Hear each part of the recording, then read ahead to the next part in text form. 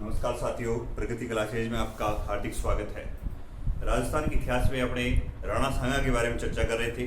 तो राणा सांगा में देखो, कल अपने एक कंसेप्ट नोट किया था। राणा सांगा की जो छतरी है वो मांडल में, राणा सांगा की जो छतरी है वो मांडलगढ़ भीलवाड़ा में है, ये आप नोट कर लेना। राणा सांगा की जो छतरी है, राणा सांगा की छतरी मांडलगढ़ भीलवाड़ा में है। पहला कंसेप्ट तो ये आप नोट करना। दूसरा, ये जो छतरी है वो 8 खंभों की छतरी है। कितने खंभों की छतरी है? 8 खंभों की छतरी है।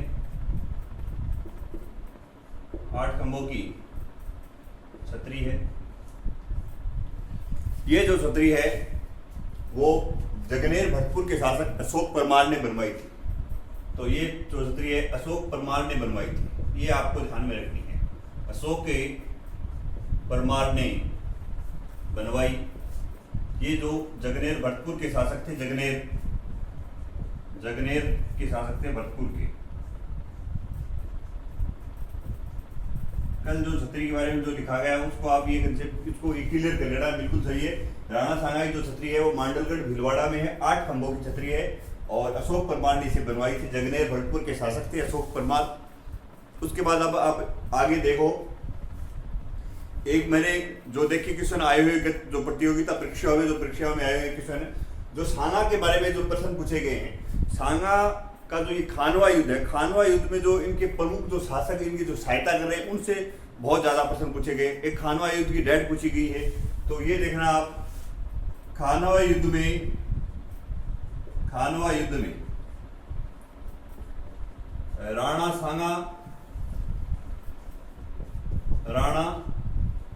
सांगा की सहायता जिन शासकों ने की वो आप देख लेना, हम आपको बता रहा हूं। खानवा युद्ध में राणा सांगा की सहायता जिन शासकों ने की, उससे एग्जाम में काफी प्रश्न पूछे गए हैं। तो इसमें एक तो पहला जो एग्जाम में जो पूछ लिया गया है, नंबर 1 तो है अफगान का जो शासक था, अफगान का शासक, एक तो ये आ चुका। अफगान के जो शासक थे सुल्तान महमूद लोदी थे, तो एक तो ये पूछ लिया गया, सुल्तान महमूद लोदी।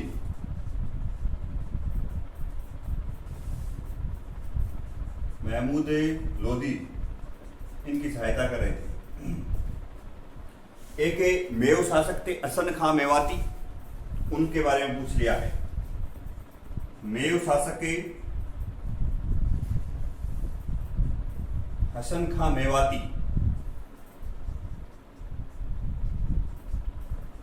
और देखना, आमेर का मैंने आपको कल बताया था, आमेर का जो शासक था, आमेर के पृथ्वीराज कछावा थे। लिखना चाहो एक बार आप और लिख लो इसमें, आमेर से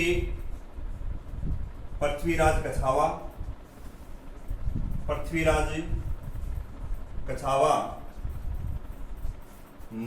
मारवाड़ से नांगा के पुत्र मालदेव, जो इसको लेके जाएगा घोड़े पे बिठा के बसवा दोसा लास्ट युद्ध में बीच में निकाल के लेके जाता, वो ये मालदेव। उसके बाद यहाँ बीकानेर का शासक है, बीकानेर से जो सहायता करने आया था वो कल्याणमल था। कल्याणमल जेतसी का पुत्र था, इस समय शासक जेतसी था। ये कल्याणमल इनकी सहायता करता है, बीकानेर का शासक कल्याणमल। उसके बाद आप नोट करना, सलूम्बर से राहुल रतन सिंह वह वीरमदेव मेड़तिया, एग्जाम में पूछ लिया गया है। वीरमदेव मेड़तिया काफी इंपॉर्टेंट है ये। इसके अलावा आप देखना, ये वीरमदेव मेड़तिया पूछा था। वीरमदेव मेड़तिया एक ईडर का शासक था, भारमल, जो इसकी सैन्य सहायता कर रहा है। ईडर का शासक है भारमल, एग्जाम में पूछ लिया है। और देखो आप, ये आमेर वाला आ चुका है, ये मारवाड़ा वाला आ चुका है, तो ये हसन खां मेवाती ये आ चुका है। ये सारे एग्जाम में पूछे हुए हैं। इसके अलावा आप सिरोही से अखेराज थे, सिरोही से था अखेराज, सिरोही से अखेराज, तो ये आप नोट कर लेना, काफी इंपॉर्टेंट है। राणा सांगा की जो छतरी है वो मांडलगढ़ भीलवाड़ा 8 खंभों की छतरी है, अशोक परमार ने बनवाई थी। जगनेर का शासक था ये भरतपुर का। खानवा युद्ध में राणा सांगा की जिन जिन शासकों ने सहायता की, अफगान का शासक था सुल्तान महमूद लोधी, मेव शासक हसन का मेवाती, आमेर का पृथ्वीराज कछावा, मारवाड़ का मालदेव, बीकानेर का कल्याणमल और सलूम्बर के राव रतन सिंह व विरमदेव मेड़तिया थे, इडर के भारमल और सिरोही के अखे राज। और एक वागड़ का आपको कल बता ही दिया था, महारावल उदय सिंह थे, वागड़ के महारावल उदय सिंह। तो जो इंपॉर्टेंट है वो मैंने आपको लगा दिए, जो एग्जाम में पूछ लिए गए हैं उनका आप विशेष ध्यान रखना। अफगान वाले का और एक मेव वाले का, आमेर, मारवाड़ और बीकानेर वाले का भी ध्यान रख लेना, और ये सलूम्बर और ईडर, इनको विशेष ध्यान में रखते हुए आप तैयारी करनी है। आगे देखो, अगले अब अपने राणा सांगा के देखो, राणा सांगा के 4 पुत्र थे, तो उनके बारे में विस्तार से अपनी चर्चा करेंगे। आज अपने राणा सांगा के 4 पुत्र हैं उनके बारे में पूरा यहाँ तक उदय सिंह तक के अपने जो पढ़ेंगे। देखो, राणा सांगा के बाद जो शासक राणा सांगा की जो मृत्यु है 30 जनवरी 1528 ईस्वी को, और कालपी मध्य प्रदेश में इनके जो शासक जो थे, जो इनके सामंत सरदार जो थे, उन्होंने उनकी कालपी मध्य प्रदेश में जहर दे के हत्या कर दी थी। तो अब राणा सांगा के देखो 4 पुत्र हुए। राणा सांगा कितने पुत्र? 4। नंबर 1 बोधराज, याद रखना। जो बोधराज है, बोधराज की तो क्या है, मृत्यु हो चुकी है। बोधराज की बाडी या धौलपुर वाले जो युद्ध है उसमें इसमें एक हाथ कटा था राणा सांगा का। इस बोधराज इस युद्ध में घायल हुआ था, आगे जाके 1523 में इसकी मृत्यु हो जाती है। बोधराज की जो शादी हुई थी वो मीराबाई के साथ हुई थी, तो ये आपको थोड़ा इसलिए बोधराज को ध्यान रखना। ये राणा सांगा का पुत्र था बोधराज, और मीराबाई से शादी हुई थी। अब देखो, एक राणा रतन सिंह, ये रतन सिंह सेकंड है। पहले राव रतन सिंह था, इससे पहले मेवाड़ में ये राणा रतन सिंह द्वितीय है। उसके बाद देखो राणा विक्रमादित्य, और आगे राणा उदय सिंह। ये दोनों जो थे हाड़ी रानी कर्मावती के पुत्र थे। हाड़ी रानी कर्मावती के पुत्र हैं।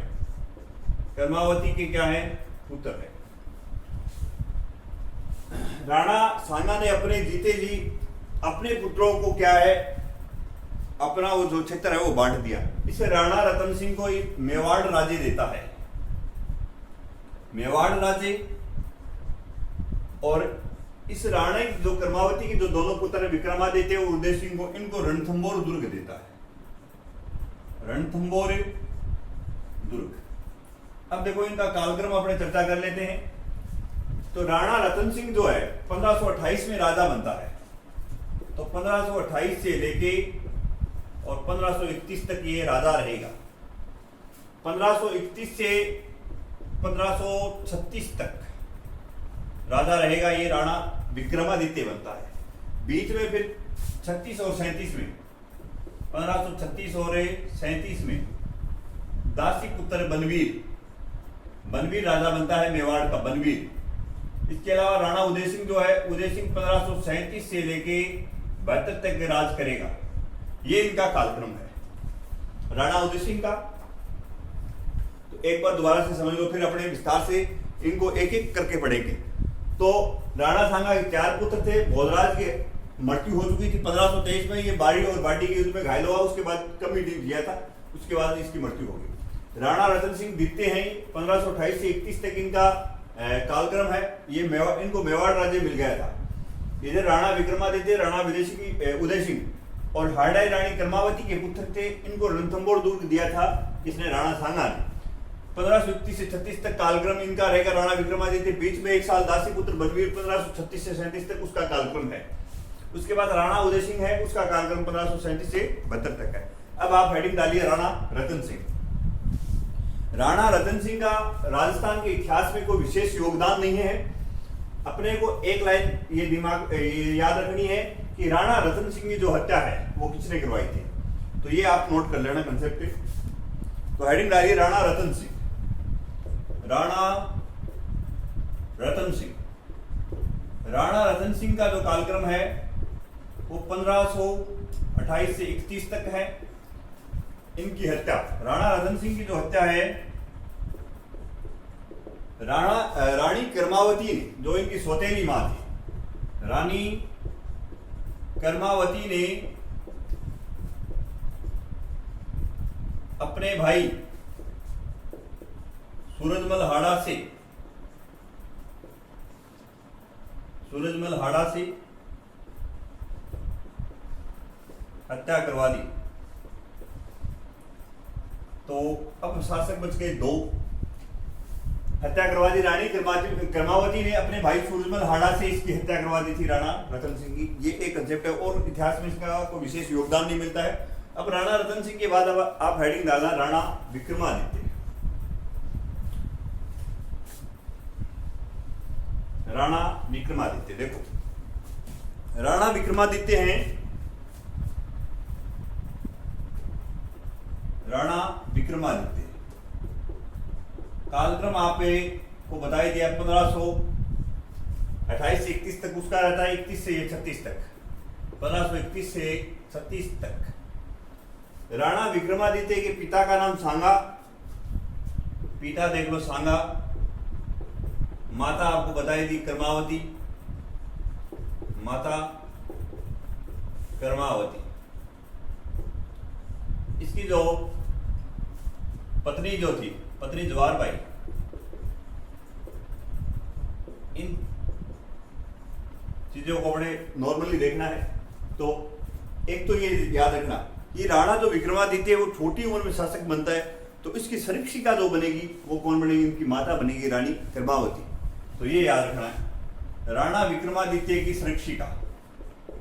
सीधा अपने शॉर्ट एंड स्वीट चलते हैं। राणा विक्रमादित्य की संरक्षिका कर्मावती। सीधा पूछ सकता है आपसे, महारानी कर्मावती लिख दो, यहाँ पे कर्मावती लिख देना, महारानी। आगे देखो, अब ये छोटी उम्र में शासक बन गया। इधर जो गुजरात में इस समय शासक है बहादुर शाह, और बहादुर शाह क्या करता है, आक्रमण करता है। गुजरात का शासक था 1534 में आक्रमण करेगा इन पे, 1534 में आएगा और आक्रमण करता है। तो नोट करना इसमें, गुजरात शासक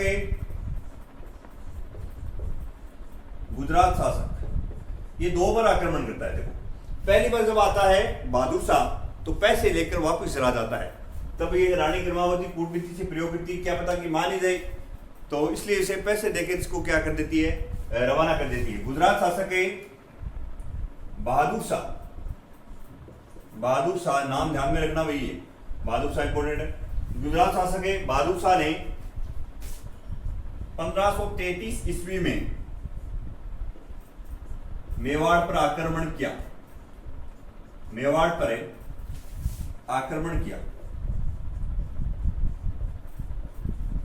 अब क्या करेगा ये, कर्मावती जो है इसको क्या पैसे देके रवाना कर देती है, पैसे लेके चला जाता है, युद्ध नहीं करता है, पैसे लेकर चला गया। क्या नहीं करेगा, युद्ध नहीं करेगा। अब इसके तो वही बात है, 1 साल बाद फिर 1534 में दोबारा आ जाता है कि पैसे दो। तो रानी कर्मावती सोची भी हर साल ऐसे तो कैसे चलेगा काम, इससे तो अच्छा अपने क्या है, युद्ध ही कर लेते हैं।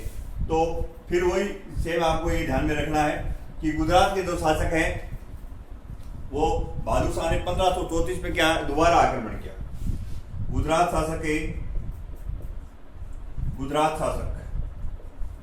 बहादुर शाह ने 1534 में मेवाड़ पर आक्रमण किया। मेवाड़ पे आक्रमण किया। आक्रमण के दौरान देखो क्या होता है, ये राणा विक्रमादित्य ये तो छोटे हैं बेचारे, तो राणा ये जो रानी कर्मावती है, रानी कर्मावती हुमायूं को क्या है, क्या एक राखी भेजती है। तो वो आपको ध्यान में रखना है कि ये एग्जाम में बहुत बार क्वेश्चन पूछा गया है कि रानी क्रमावती ने किसके पास से, तो मुगल बादशाह हुमायूं के पास इन्होंने राखी भेजी थी। हुमायूं ने ये राखी क्या है स्वीकार भी कर ली थी, परंतु सैन्य सहायता नहीं की। क्यों सैन्य सहायता इसलिए नहीं की, इनके जो पिता जो बाबर थे, बाबर और सांगा का युद्ध हुआ था, तो क्या पता हुमायूं के मन में ये भी चल रहा होगा कि रानी यहाँ धोखे से बुला के क्या अपनी हत्या करवा दे, तो इसलिए उन्होंने क्या सैन्य सहायता नहीं की थी, राखी को स्वीकार जरूर किया था। तो ये नोट करना, आक्रमण के दौरान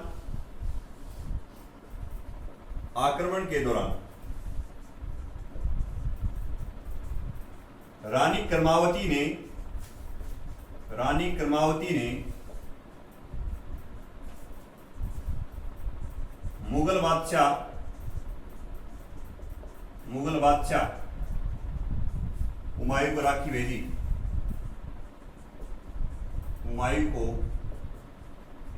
भेजी, स्वीकार की, परंतु सैन्य सहायता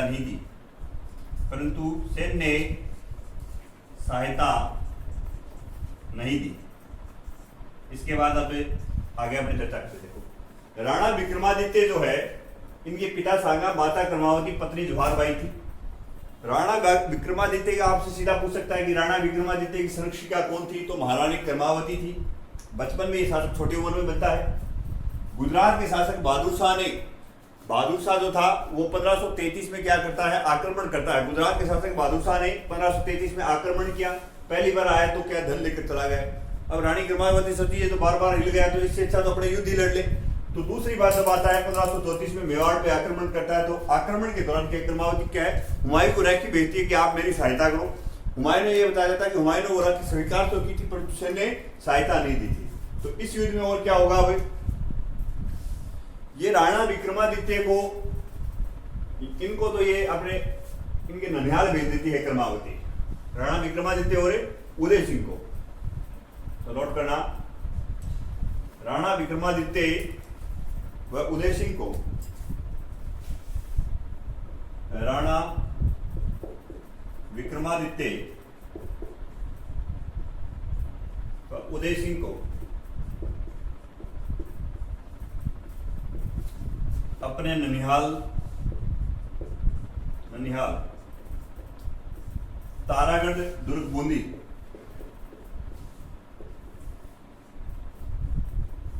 भेज दिया।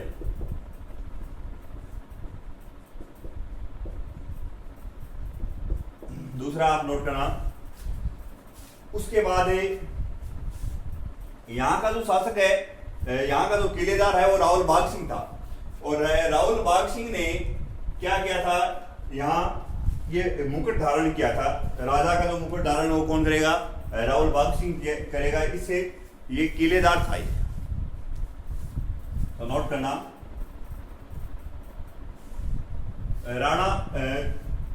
रावल बाग सिंह, किलेदार रावल बाग सिंह ने, रावल बाग सिंह ने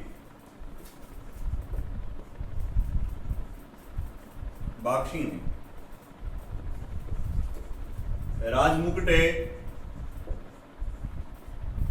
धारण किया। वह युद्ध में लड़ते वीरगति को प्राप्त हुई।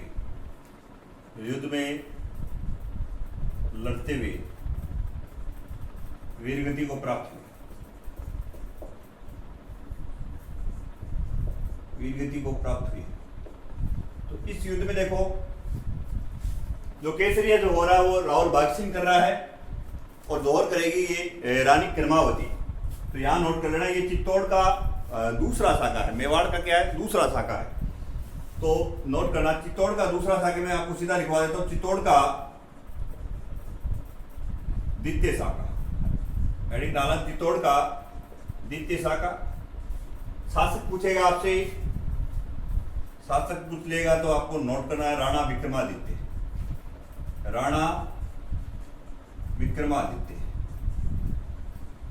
ये भी पूछ सकता है कि चित्तौड़ का दूसरा शाखा हुआ कब था, तो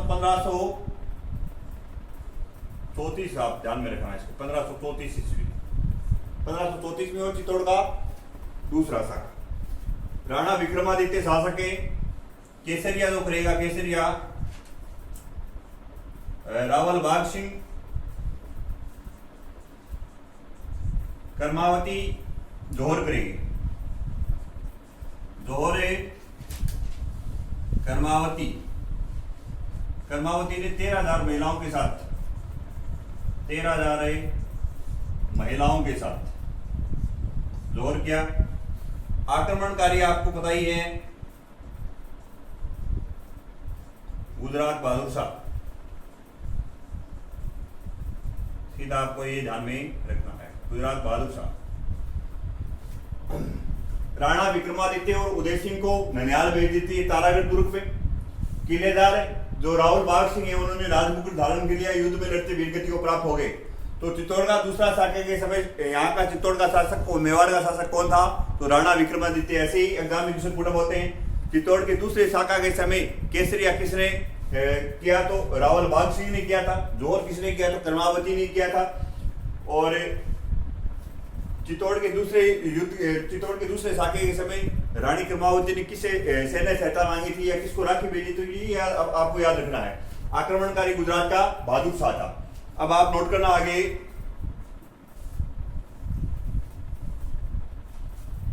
ये किलेदार जो रावल बाग सिंह है ये देवलिया प्रतापगढ़ के थे, ये ध्यान में रख लेना भाई थोड़ा। देवलिया प्रतापगढ़ के, ये नोट कर लेना यहाँ। रावल बाग सिंह देवलिया प्रतापगढ़ के थे। देवलिया प्रतापगढ़ के क्या थे? सरदार थे। आगे नोट करना। अब राणा विक्रमादित्य क्या है? वापिस आते हैं। राणा विक्रमादित्य कहां से आते हैं? वापिस से उदय यहां आ जाते हैं मेवाड़ में।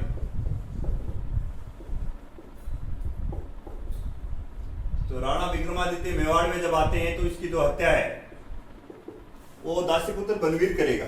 तो हत्या सीधा नोट कर लेना। हत्या दासीपुत्र बनवीर ने, दासीपुत्र बनवीर ने अफीम के नशे में, अफीम के नशे में 1536 ईस्वी चित्तौड़ दुर्ग में कर दी। चित्तौड़ दुर्ग में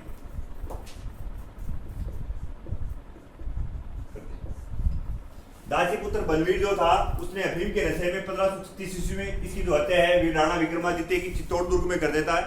ये दासीपुत्र बनवीर जो था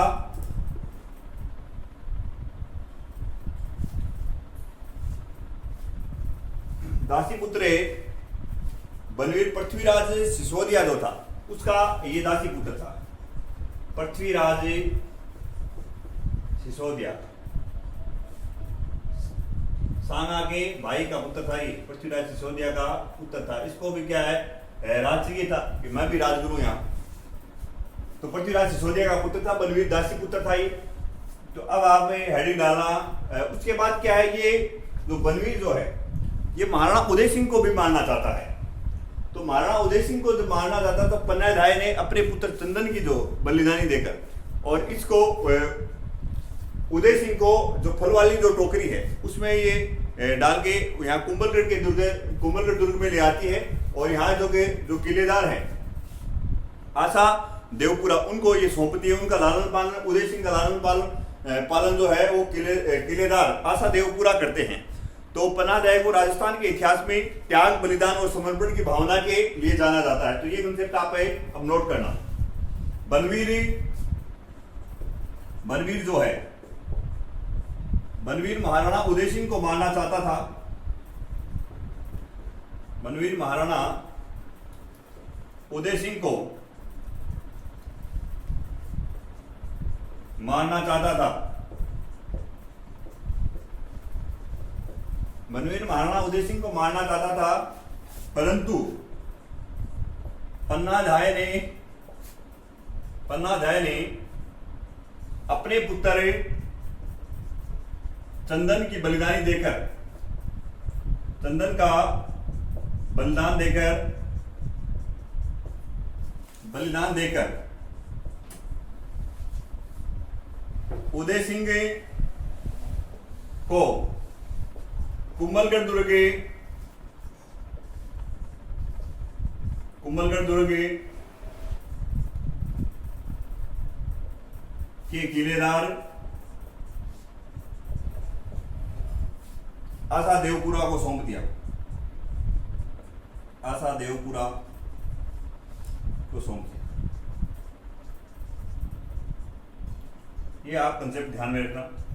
अब बलवीर क्या चाहता था कि मैं ही राज कर लूं, तो बलवीर महाराणा उदय सिंह को ही मारना चाहता था, परंतु जो पन्नादाई जो थी उन्होंने अपने पुत्र चंदन का बलिदान दिया और उदय सिंह को कुंभलगढ़ के दुर्ग के किलेदार जो थे आशा देवपुरा, उनको ये सौंप की आती है। और आशा देवपुरा ने उदय सिंह का ऐसा बताया जाता है कि लालन पालन किया था।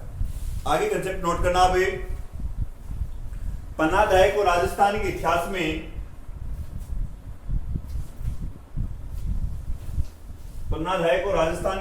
में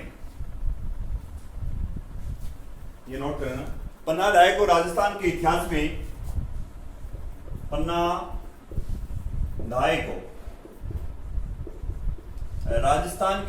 में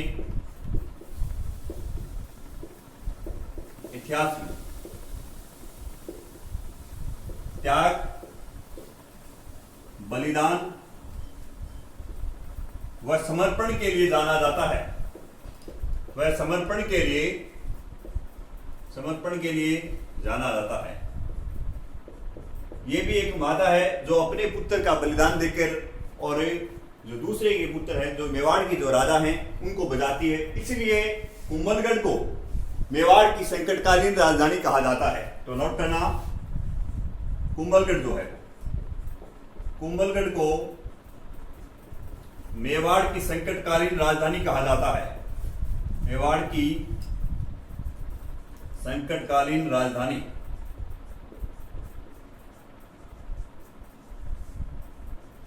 अब आप नोट करना आगे। बलवीर में कोई ज्यादा कंसेप्ट नहीं है। बलवीर जो शासक बनेगा 1536 से लेकर 37 तक, ये आपने नोट कर लिया होगा। पन्नादाई को राजस्थान के इतिहास में त्याग, बलिदान और समर्पण के लिए जाना जाता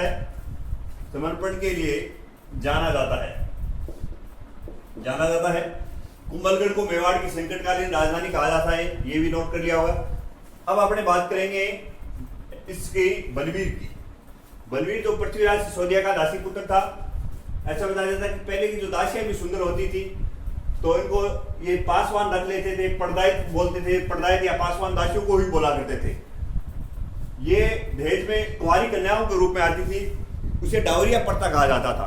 तो इन्हें डावरी भी कहा जाता था। सुंदर दासियों के साथ तो राजा को जो दासियां जो अच्छी लगती थी उनके साथ ये प्रेम करते थे, उनको अपने पत्नी के रूप में स्वीकार कर लेते थे।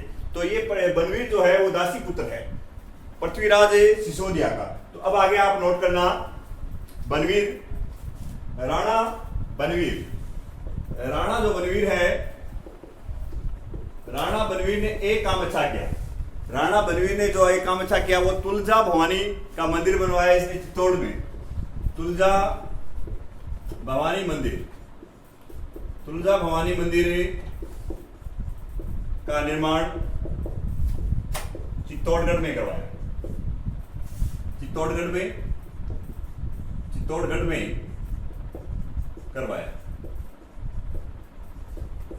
ये अपने जो प्रथाएं पढ़ेंगे उनमें चर्चा करेंगे, इन प्रथाओं के बारे में। सारी जो प्रथाएं हैं तो ये आप राणा बलवीर का नोट करना। कालक्रम आपको पता ही है, 1536 से लेकर 37 एक साल राजा रहा था। उसके बाद महाराणा उदय सिंह आ जाएंगे। तो जो तुलजा भवानी का मंदिर चित्तौड़ में वो किसने बनाया था? राणा बलवीर। इसने बलवीर ने बनाया था, दासी पुत्र बलवीर ने।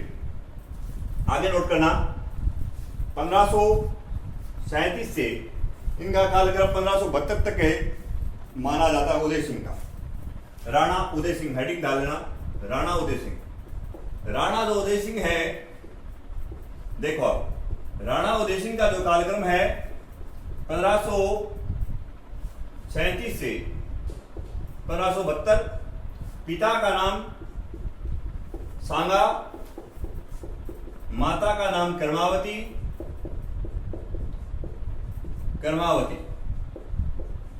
और पत्नी इनकी जयवंता बाई थी। एक पत्नी और मिलती है जयवंता बाई। ये जयवंता बाई जो थी पाली की थी, पाली के अखिराज की पुत्री थी, पाली की थी। पुत्र इससे होगा महाराणा प्रताप जिसे ये महाराणा प्रताप, उनके बारे में अपने कल चर्चा करेंगे। जो महाराणा प्रताप हैं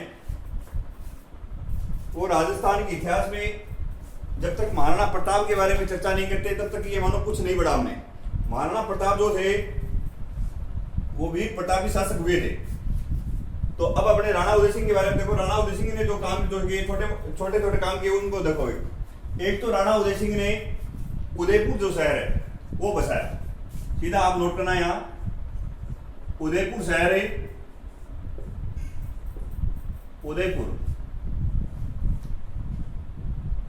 उदयपुर बसाया 1559 में। ये आप ध्यान में रखना। तो उदयपुर बसा दिया तो उदयपुर को क्या बनाएगा ये राजधानी। उदयपुर को राजधानी बनाया। ये मेवाड़ की चौथी राजधानी है। इससे पहले नागदा को बप्पा रावल 8 राजधानी अलर्ट लाता है, और इससे पहले चित्तौड़ जो राजधानी है वो जयतर सिंह लाता है। 3 राजधानी ये थी, और ये चौथी राजधानी उदयपुर में उदय सिंह के समय आई है। एक ने इसने उदय सागर झील का निर्माण करवाया था। उदय सागर झील का जो निर्माण है वो आयड नदी का पानी रोककर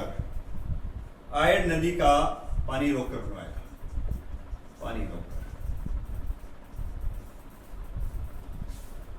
तो राणा उदय सिंह ने एक महान पुत्र महाराणा प्रताप को जन्म दिया है, जिनके इतिहास में अलग ही गाथाएं हैं। उदयपुर शहर बसा दिया 1559 ईस्वी में। उदयपुर को राजधानी बना लिया। उदय सागर झील का निर्माण करवा देता है राणा उदय सिंह। अब आगे देखो आप,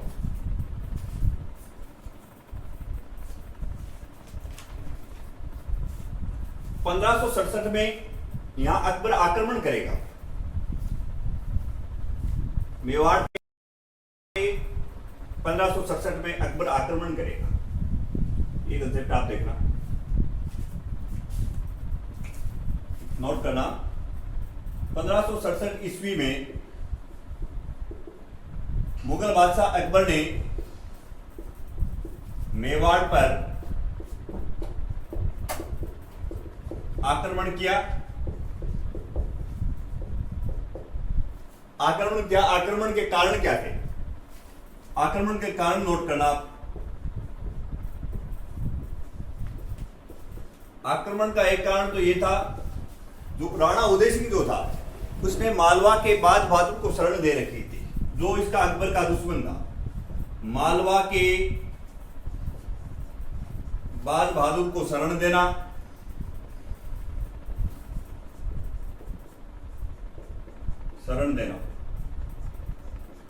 दूसरा मेड़तिया जयमल जो मेड़तिया है ना, मेड़ता सागा के जयमल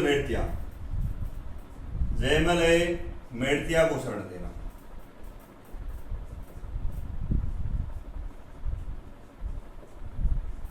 अकबर इनको पहले समझाता है जयमल मेड़तिया को कहा कि आप मेरी अधीनता स्वीकार कर लो। ये मेड़ता के शासक थे जयमल मेड़तिया, मेरी अधीनता स्वीकार कर लो ऐसा बताया जाता है। तो जयमल मेड़तिया बोले मैं तो आज करूं काल करूं, दिया हुआ है रिले। तो इसने जयमल मेड़तिया जो मेड़ता पे उसने आक्रमण कर दिया था अकबर ने। तो ये जयमल मेड़तिया और यहाँ से वीर कल्ला राठौड़ दोनों यहाँ आ जाएंगे मेवाड़ में आएंगे। किसके पास? राणा उदय सिंह जी के पास आ जाते हैं। अब राणा उदय सिंह तो जो थे, राणा उदय सिंह ने क्या किया? राणा उदय सिंह ने जब अकबर ने आक्रमण किया तो ये तो चले गए पहाड़ों में कि थे संभालोगे। एक तो जयमल मेड़तिया जी ने संभाल दिया, पता सिसो दिया था कि आप संभालो, मैं तो चलता हूँ। ये तो उदय सिंह जो था, उदय सिंह कहाँ चला गया? गोगुंदा में चला गया, गोगुंदा पहाड़ियों में। उदय सिंह गोगुंदा पहाड़ियों में चला गया। वह चित्तौड़ को जयमल राठौड़ वह फतेह सिसोदिया को सौंप दिया। अब देखो अकबर आक्रमण कर रहा है, 1 साल हो गई इसने घेराबंदी कर रखी थी। ये तो गोगुंदा की पहाड़ियों में उधर चला गया, जंगलों में उदय सिंह। तो अब पीछे से यहाँ रह गए जयमल मेड़तिया, वीर कल्लाजी राठौड़ और एक फतेह सिसोदिया। तो ये चित्तौड़ का तीसरा साका आप नोट करना, चित्तौड़ के तीसरे साके में सीधा नोट करना। चित्तौड़ का तीसरा साका सीधा हेडिंग लगा लो, चित्तौड़ का तीसरा साका। अकबर का जो आक्रमण करने का कारण था मेवाड़ पे, वो मैंने आपको बता दिया कि मालवा के बाद बहादुर को शरण देना और उसको जयमल मेड़तिया को शरण देना। तो चित्तौड़ का तीसरा साका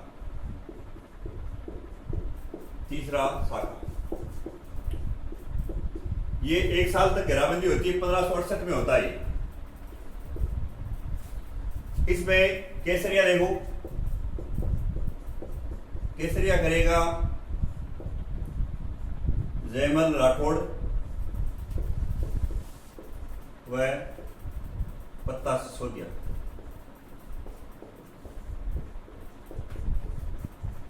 शासक पूछेगा आपसे, शासक यहां नोट करना आप। शासक उदय सिंह, महाराणा उदय सिंह,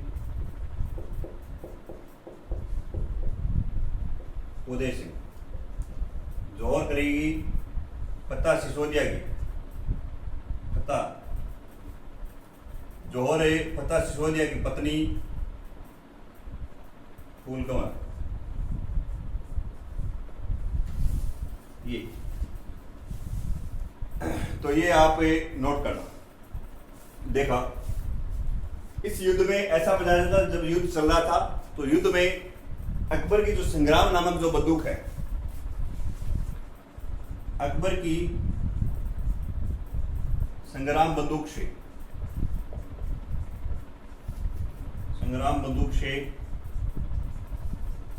घायल कौन हुआ? जयमल मेड़तिया। घायल हुआ था जयमल मेड़तिया।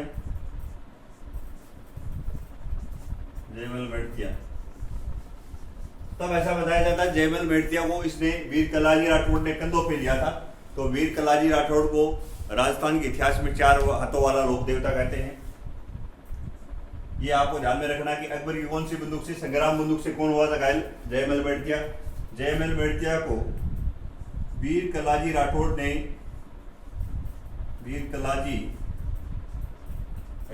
ने जयमल मेड़तिया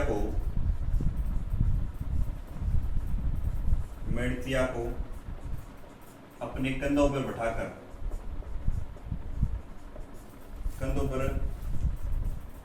बिठाकर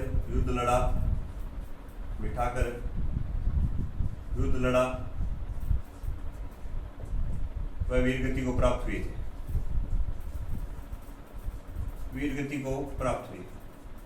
एक बार आप नोट करना इस कंसेप्ट को। हम बात कर रहे हैं यहाँ मेवाड़ में जो 1568 की बात थी, 1567-68 की अकबर आक्रमण करता है। अकबर के आक्रमण करने का कारण क्या था? एक तो मालवा के शासक बहादुर को शरण देना, दूसरा इस जयमल मेड़तिया को शरण देना। ऐसा बताया जाता है मेवाड़ के शासक राणा उदय सिंह को समझाया था, अकबर ने कहा था कि आप मान जाओ। तो राणा उदय सिंह ने मना कर दिया कि हम शरण में आए हुए आदमी को छोड़ते नहीं हैं। तो तब अकबर ने आक्रमण कर दिया था। आक्रमण जब करेगा तो आक्रमण के दौरान आप तो उदय सिंह जो है खुद वो तो चला जाएगा गोगुंदा की पहाड़ियों की तरफ, जंगलों में चला जाता है। चित्तौड़ जो किला है वो फतेह सिसोदिया और जयमल राठौड़ को सौंप देता है। तब इस युद्ध में आक्रमण करते करते अकबर के जो संग्राम नामक जो बंदूक है वो जयमल मेड़तिया को लगती है। तब वीर कल्लाजी राठौड़ जयमल मेड़तिया को लेकर और अपने कंधों में बिठाकर युद्ध लड़ते हैं। ऐसा बताया जाता है जयमल मेड़तिया और वीर कल्लाजी राठौड़ क्या थे? चाचा भतीजा थे। और ये जो फूल कंवर है, फूल कंवर है, इसकी जयमल राठौड़ की क्या थी? बहन थी। क्या थी? ये बहन थी। ये आप देख रहे हैं। और ये इसका फिर क्या हो गया? प्रताप सिसोदिया जयमल राठौड़ का जीजा हो जाता है। तो इस युद्ध में राजस्थान के इतिहास में वीर कलाजी राठौड़ को 4 हाथों वाला लोक देवता कहा जाता है। तो चित्तौड़ का तीसरा साका कब हुआ था? तो 1568 में हुआ। ये आपको ध्यान में रखना। चित्तौड़ का तीसरा साका 1568 में हुआ। शासक कौन था इस समय? वो महाराणा उदय सिंह था। केसरिया किसने किया? जयमल राठौड़ और प्रताप सिसोदिया ने किया। जोहर फूल कंवर करेगी। और आक्रमणकारी आप यहाँ लिख लो, आक्रमणकारी अकबर। आक्रमणकारी अकबर।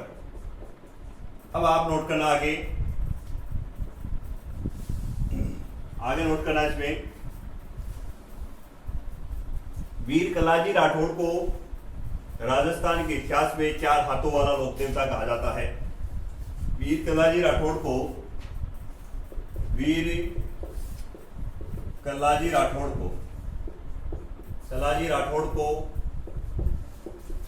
4 हाथों वाला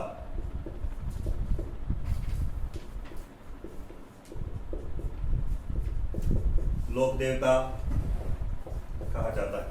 ये मैंने आपको लोक देवताओं में भी पढ़ाया था कि कलाजी राठौड़ को 4 हाथों वाला लोक देवता के नाम से उपनाम है वीर कलाजी राठौड़ का। उसके बाद आप अब देखो, जोर हो गया, सारा काम हो गया। राणा उदय सिंह अंतिम समय में कहा था ये गोगुंदा था। तो गोगुंदा में राणा उदय सिंह की जो पत्नी थी, एक तो जयवंता बाई, देखना अंतिम समय में राणा उदय सिंह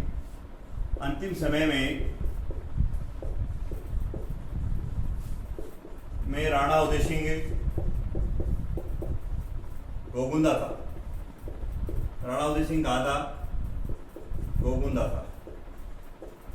तो पत्नी 2 थी, एक का नाम था जयवंता बाई।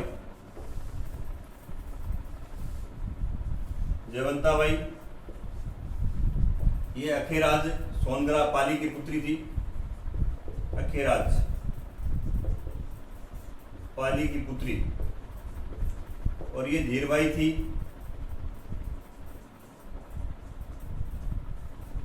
धीरबाई से पुत्र जो प्राप्त होता है वो जगमाल होता है।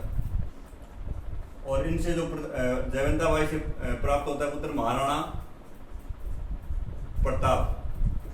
ये जैसलमेर के भाटी शासक है। जैसलमेर की लोणकरण की पुत्री थी।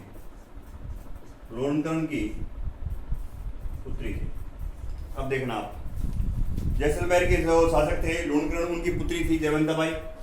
अब उदय सिंह जो था वो अपनी छोटी रानी धीरबाई से बहुत ज्यादा प्रेम करता था। तो धीरबाई के प्रेम में पागल होकर इसने मेवाड़ का शासक किसे बना दिया था? जगमाल को बना दिया था। उसके बाद क्या है, महाराणा प्रताप अपने नाना की सहायता, अखेराज सोनगरा की सहायता से महाराणा प्रताप मेवाड़ का शासक बनता है। तो धन्यवाद साथियों। आगे महाराणा प्रताप के बारे में कल विस्तृत रूप से अपने चर्चा करेंगे।